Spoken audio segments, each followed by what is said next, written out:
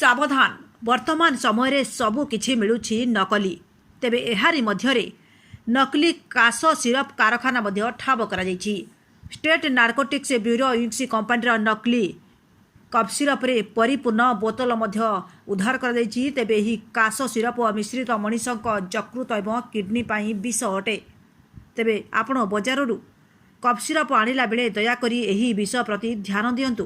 बिना प्रेस्क्रिप्शन रे सिरप किणतु नाही। डाक्तरंकर प्रेस्क्रिप्शन परे ही कोनोसी कफ सिरप जदि किणतु। काहाकू न पचारि कफ सिरप किणतु नाही। जेपरिक आखिर ग्लुकोमा अनेक प्रकार एलर्जी एहीपरि सिरप ग्रहण करने अजमा रोगी अनेक क्षतिकारक हो पारे। जदिओ यही सतर्कता सही सिरप उपर ही लेखा जाइछि। तेबे केमिति जानिबे कफ सिरप असली कि नकली? काश न कमिले सिरप को डाक्तर निकट को नियंतु। जदि आपण बजाररू कफ सिरप किनिछंती एवं आपण एहाकू अनेक दिन पीबा परे मध्य आपणकर काश कि कफ भल हेउ नाही, तेबे आपण तुरंत पुणी थरे डॉक्टर को देखांतु। तुमर डाक्तर को देखाई एहा असली कि नकली किंबा प्रेस्क्रिप्शन रे सिरप परिवर्तन करि परिबे।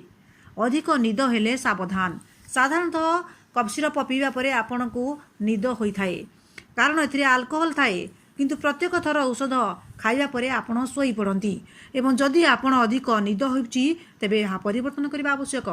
जदि एहाको पीबा द्वारा आपणकर मुंड बुलाउथिबार अनुभव करुथिबे तेबे सिरप खाइबा बंद कर दियंतु।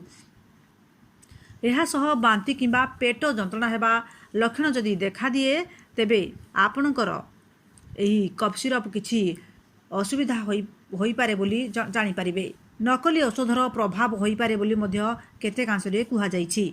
तुरंत औषध व्यवहार बंद कर दियंतु, कारण एहा आपणक किडनी एवं यकृत उपरे प्रभाव पकाई पारे। ब्यूरो रिपोर्ट, न्यूज एजेन ओडिया।